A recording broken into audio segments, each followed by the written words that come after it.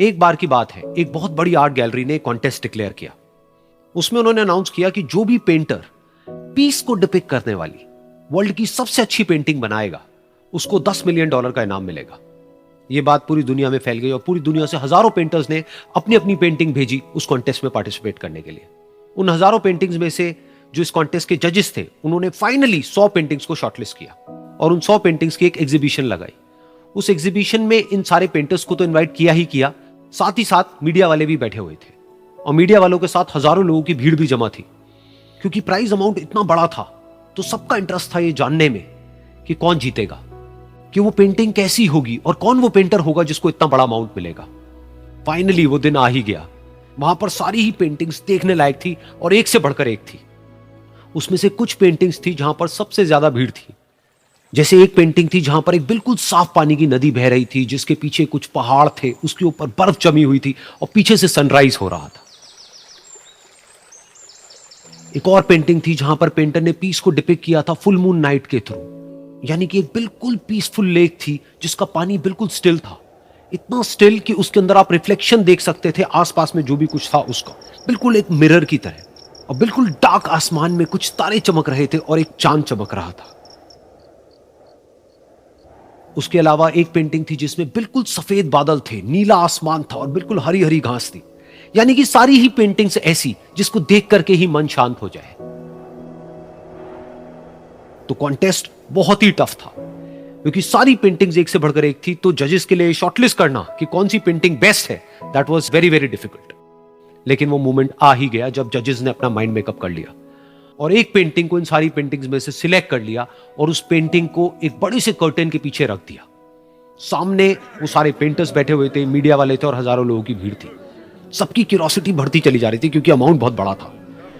लेकिन जैसे ही वो पर्दा हटा और सामने से सबने उस पेंटिंग को देखा तो सब हैरान रह गए।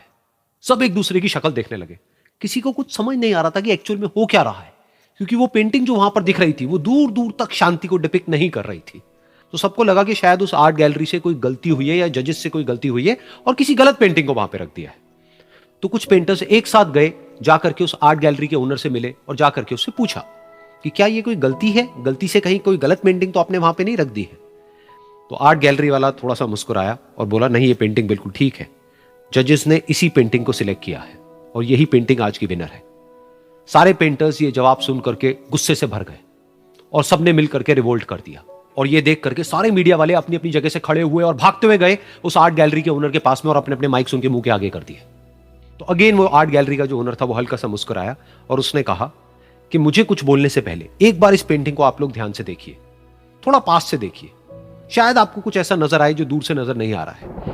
क्योंकि आप सबने एक चीज तो देख ली कि इस पेंटिंग में आंधी है, तूफान है, चारों तरफ सब कुछ तहस नहस हो रहा है, आसमान में बिजली कड़क रही है, काले बादल है, ये सब तो आपने देख लिया। लेकिन एक चीज नहीं देखी कि इस पेंटिंग में एक घर भी है। उस घर में एक छोटी सी खिड़की है जहां पर एक आदमी खड़ा हुआ है। ध्यान से जाकर के देखिए, वो जो आदमी खड़ा हुआ है और बाहर देख रहा है उस घर से, उसके चेहरे पर कोई डर नहीं है बल्कि एक हल्की सी मुस्कान है, एक ठहराव है, एक सुकून है। और यही है शांति का असली मतलब।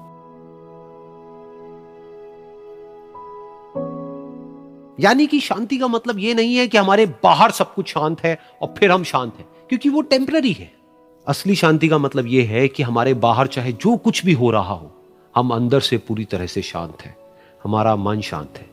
क्योंकि जिसका मन शांत नहीं है उसको चाहे आप कितनी भी सुंदर से सुंदर जगह पर ले जाकर के बिठा दो, वो वहां पर भी जाकर के दुखी ही रहेगा। लेकिन दूसरी तरफ से जिसका मन शांत है, उसके बाहर चाहे कुछ भी हो रहा हो, चाहे मौसम कैसा भी हो, चाहे उसके आसपास में सब कुछ तहस नहस हो रहा हो, तूफान हो, लेकिन वो अंदर से बिल्कुल शांत रहेगा।